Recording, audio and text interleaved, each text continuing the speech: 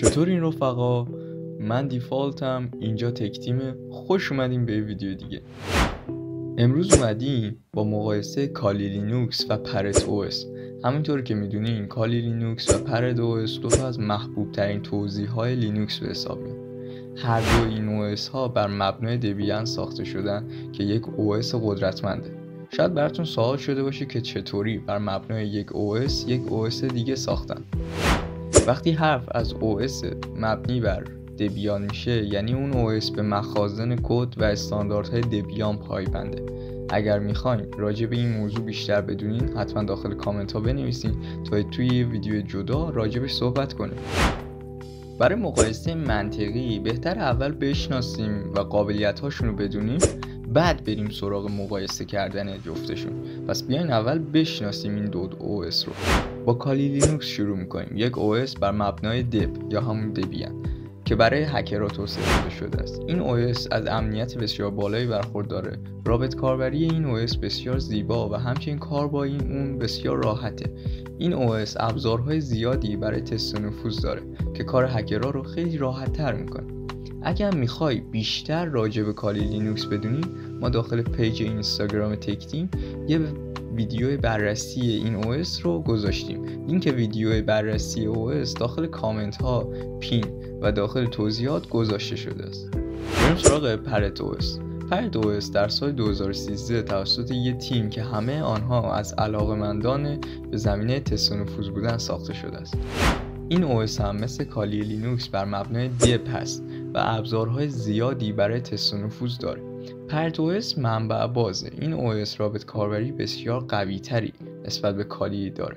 همچنین تمام ابزارهای کالی رو توی پرت او اس هم میتونین پیدا کنین و به علاوه یه خیلی دیگه ابزار. خب الان که میدونیم هر دو او اس چی هستن و چه قابلیت‌هایی دارن، بریم سراغ مقایسه کردن این دو او اس. اول از همه از شباهت‌های این او اس شروع می‌کنیم. هر دو سیستم عامل‌ها برای تست و نفوذ ساخته شدن، بر اساس استانداردهای توسعه دبیان ساخته شدن، از معماری 32 و 64 بیتی پشتیبانی میکنن.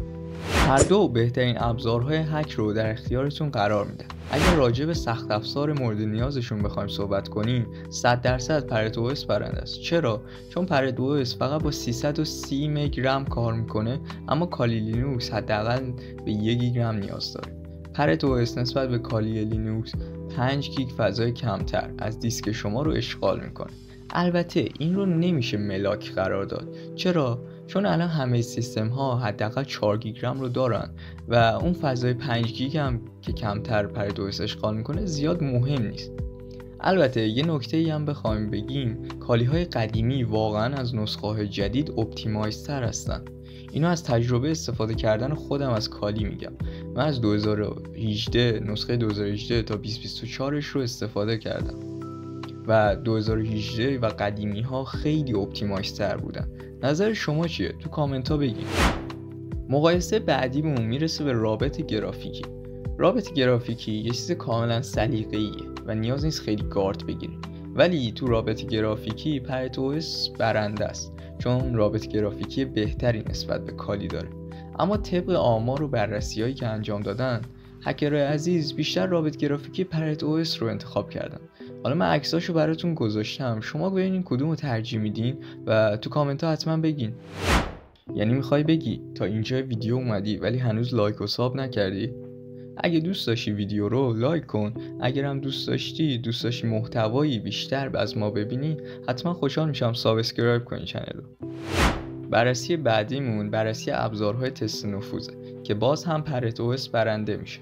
چرا؟ چون پرت او اس نه تنها تمام ابزارهای کالی رو داره، بلکه یک سری چیزها هم اضافه تر داره. یه نکته‌ای که از نویسنده عزیزمون پرت او اس فنه و همیشه بیشتر بودن یک سری ابزارها نکته مثبتی نیست. میرسیم به بخش امنیت. امنیت حرف اول رو برای هر هکری میزنه که توی امنیت این دو او اس برابرن و زیاد با همدیگه فرقی ندارن.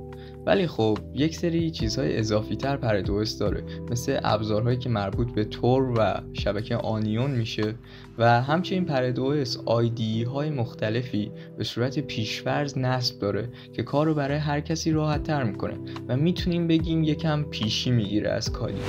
خب این مقایسه و انتخاب دشوار هم تموم شد. اینجا نویسنده یک سری نکته هایی که گفته که چون چرت و پرته ولش کن. پرت او اس نسبت به کالی لینوکس سبک‌تره، رابط گرافیکی بهتری داره، ابزارهای بیشتری داره و کمی امنیت بیشتره. این چرت و پرتاییه که نویسنده گفته. مهم اصالته، به ریش نیست، به ریشه است. عجب جمله‌ای گفتم پسر، پشما.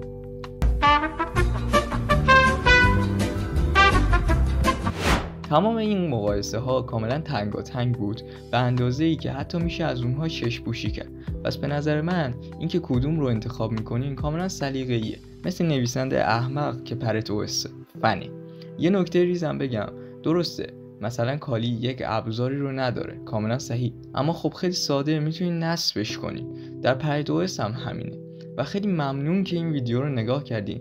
لایک و سابسکرایب هم یادتون نره.